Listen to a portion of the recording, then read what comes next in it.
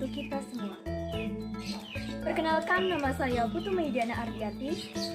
Dalam video kali ini, saya akan berbagi tentang bagaimana mengelola keuangan berdasarkan konsep Catur Purusa Artha dalam agama Hindu.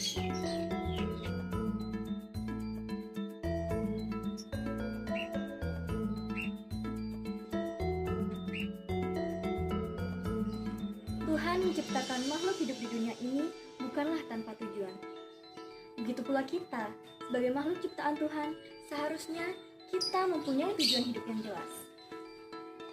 Namun, pernahkah kita berpikir, sesungguhnya apa tujuan kita hidup? Apakah hanya untuk mengejarkan kesuksesan? Atau hanya untuk membantu banyak orang? Sesungguhnya dalam ajaran agama Hindu, tujuan hidup manusia sudah diatur dengan jelas dalam ajaran Catur Purusa Artha. Namun, apakah itu Catur Purusa Artha? Catur Purusa Artha terdiri dari 3 kata, yaitu Catur, Purusa, dan Artha. Catur artinya 4, Purusa artinya hidup, dan Artha artinya tujuan. Jadi, Catur Purusa Artha artinya 4 tujuan hidup manusia. Lalu, apa saja keempat tujuan hidup manusia tersebut? Dan apa kaitannya dengan pengelolaan keuangan? Yang pertama yaitu Dharma, yang artinya kebenaran.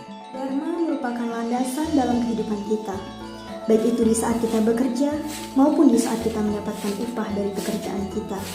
Dharma juga bisa dijadikan pedoman dalam mengatur pengeluaran dan pemasukan dengan benar, agar uang yang kita miliki tidak cepat habis. Yang kedua adalah Artha.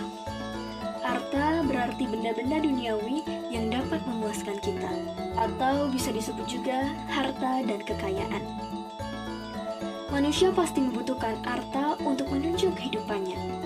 Terdapat 3 penggunaan Artha dalam ajaran Catur Purusa Artha, yakni Artha digunakan untuk memenuhi Dharma, Artha digunakan untuk memenuhi kama atau keinginan, dan Artha digunakan untuk mendapatkan harta kembali. Kita sebagai manusia yang diberkati akal dan budi seharusnya bisa membedakan antara keinginan dan kebutuhan. Jangan hanya menggunakan harta dan kekayaan kita untuk memenuhi keinginan pribadi kita. Dan sesekali, gunakanlah harta yang kita miliki untuk berdana punya.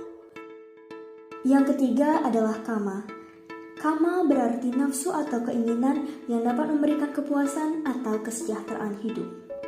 Dalam konteks mengelola keuangan, kama bisa dijadikan self-reward atas kerja keras kita. Namun dalam memenuhi kama ini, diperlukan dharma untuk membedakan antara mana yang hanya gairah saja dan mana yang benar-benar kita butuhkan.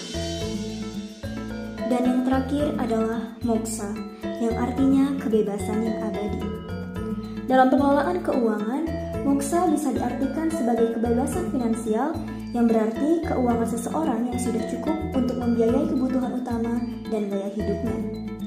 Dan untuk mendapatkannya, kita harus bijak dalam melaksanakan